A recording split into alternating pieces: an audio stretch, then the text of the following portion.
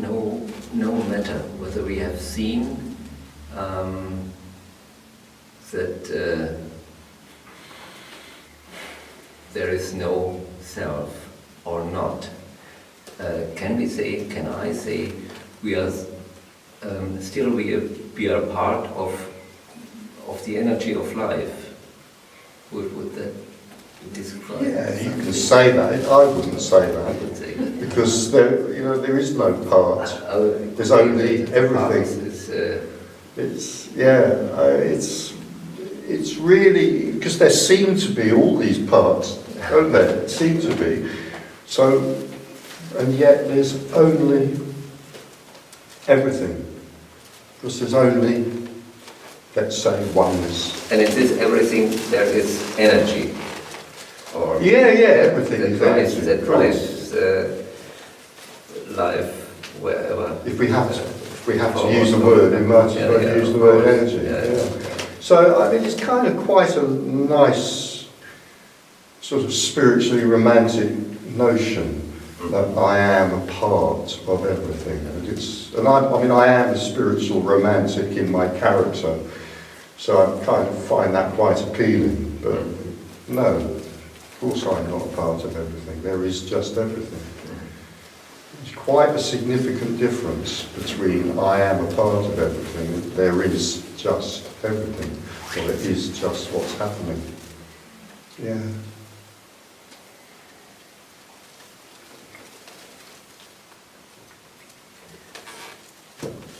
And if you take this, there is just what is happening, and that includes also sensations, feelings, thoughts, impressions.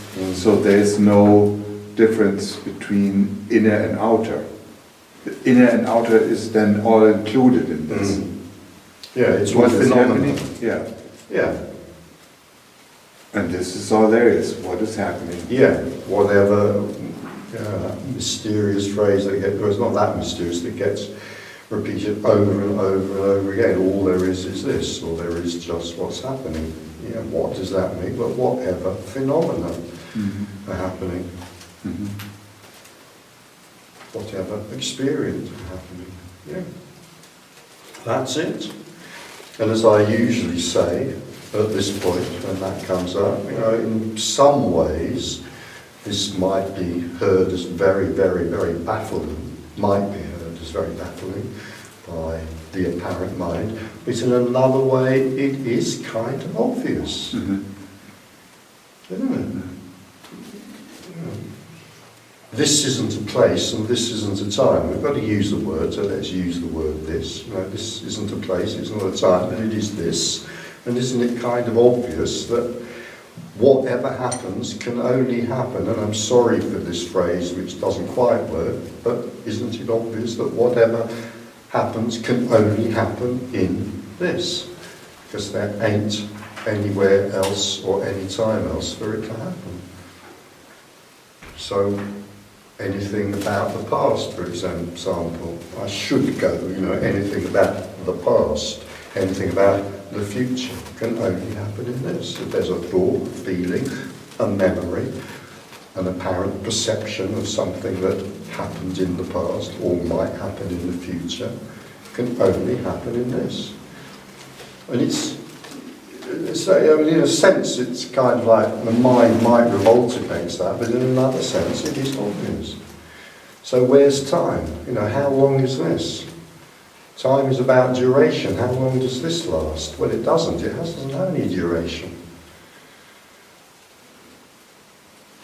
I don't know whether you make a link with this, and maybe it's just a kind of image and a sort of mind idea. I don't know. But, going back to what we were talking about earlier about the kind of evanescent nature of everything, just seeing it like it's just like a film hanging in. I feel like this is kind of what I'm talking about now is kind of like connected to that. It's just part of that evanescent nature. That's just seeing that there is just this and this doesn't have duration. How can it have duration?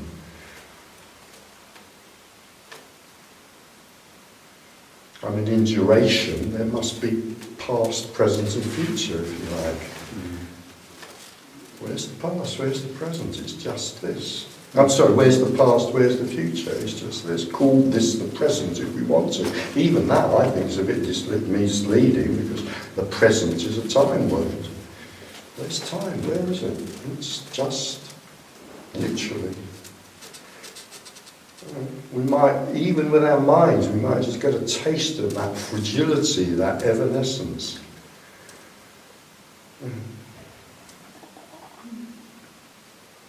It's just this appearing in nothing, hanging in nothing, disappearing. I don't know if this will make sense. You know, continuity is baffling. Continuity takes place over time. Yeah? I mean, without continuity, there can be no movement, there can be no motion, nothing can happen. It's absolutely baffling, though. There's no time. How can continuity take place?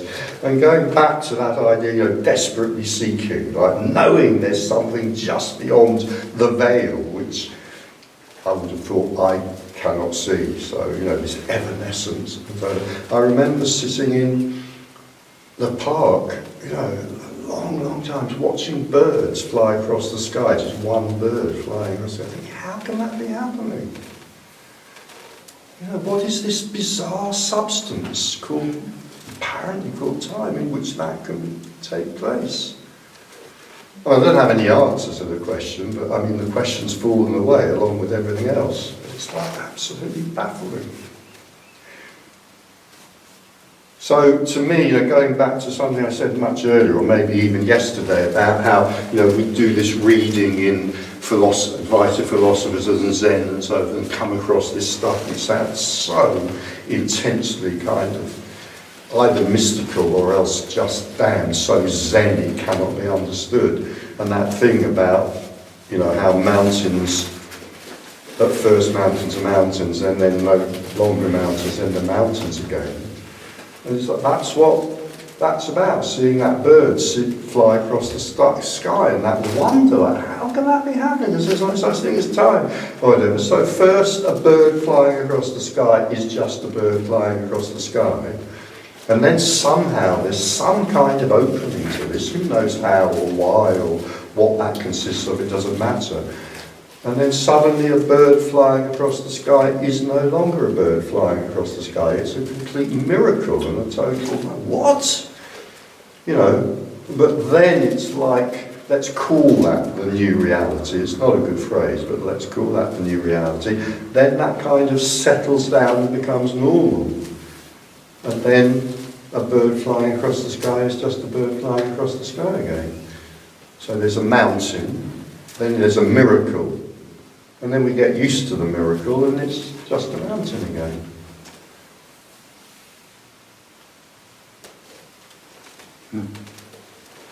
There you go, that's a free discourse on Zen, thrown in as a bonus. Very low level discourse on Zen. Well, I can only say that after listening to you and Tony and for so many years, this word enlightenment doesn't appear anymore. It's out of my mind. There's no use for that. Whereas before I was always still looking for enlightenment, awakening, realization. Yeah. Now I don't know what that means really. No one does. I don't know what it means. No one does.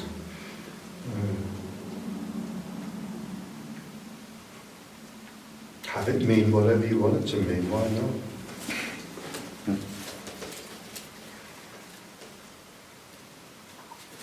The main thing is that there's nothing to achieve. There's no, not at all. The main thing is there's no one to achieve anything. Oh, okay.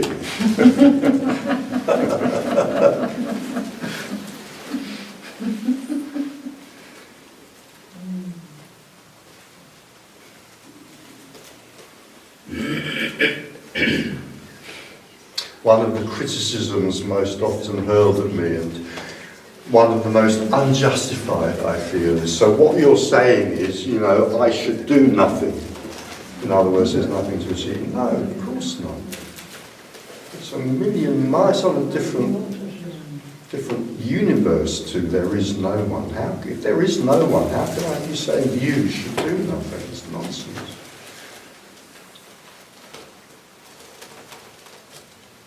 Doing stuff happens.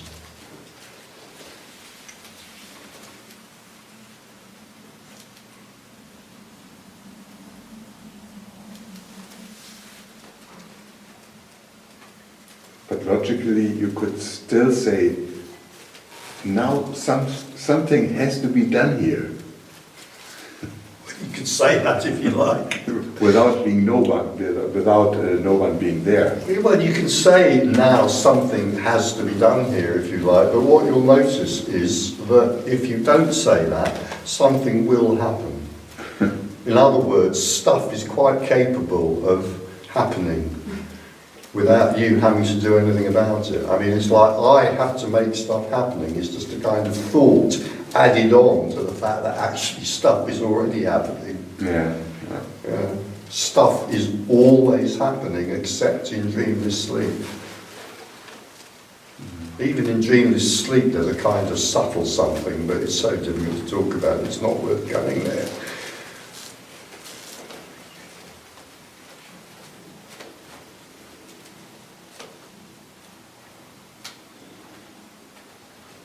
But that may be the kind of belief system or the stance arising for even the laziest person. If something's going to happen, it's me that's going to have to make it happen.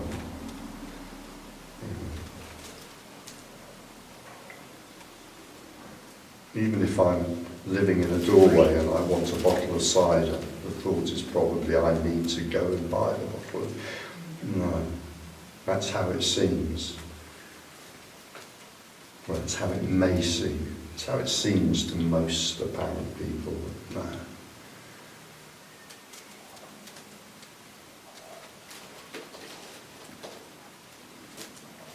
Stuff just apparently happens.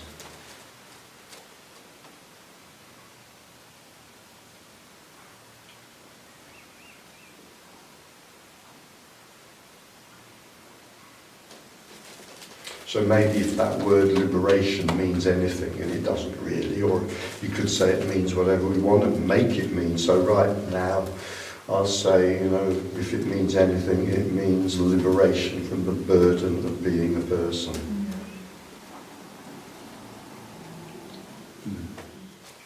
So when you're speaking, interacting, whatever, it's from no one to no one. It's just a happening with no sense of anybody receiving anything or anything behind it or happening, really. Actually, in a way, that's always the case. Yeah. For everyone, it just doesn't feel like that. Yeah. No one's speaking, no one's listening.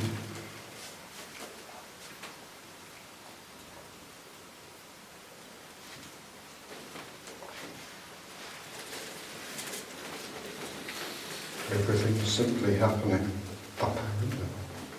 Yeah. A little like on a cinema screen, or a little like in a dream. A nighttime dream.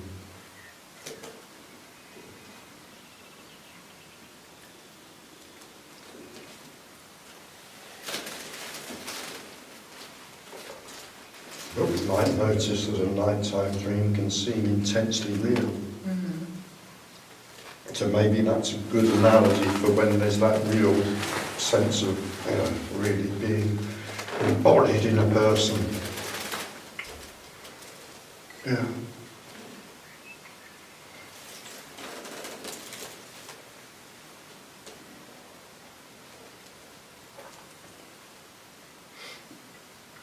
But it is a kind of clue, isn't it? Nighttime dreams are a kind of pointer or a kind of clue. Because we all know, we all experience, we all know what it's like to experience something which seems utterly real and yet we know isn't. That's a nighttime dream. Seems utterly real while we're in it. The moment that we wake up, I'm using conventional language, the moment we wake up from the dream, we know that it wasn't real.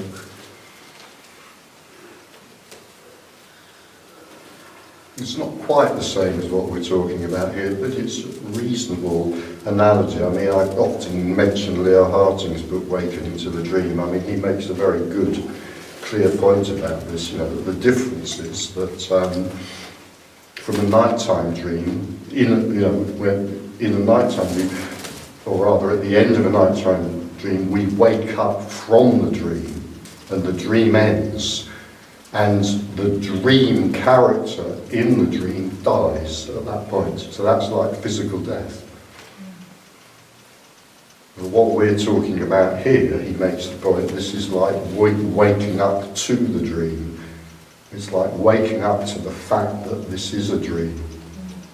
So the analogy there is with lucid dreaming.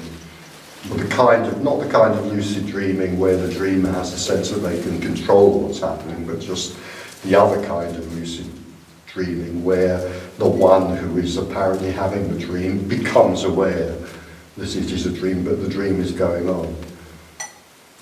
So he's very specific with his use of language there, and I think it's very good. I think it's a very good analogy that he comes out with there.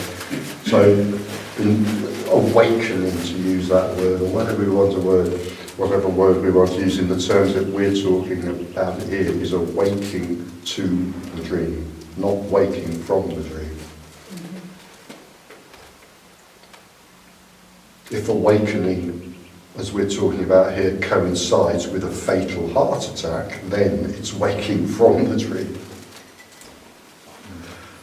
But there's not going to be anybody to report on it then, or give talks in all near Munich.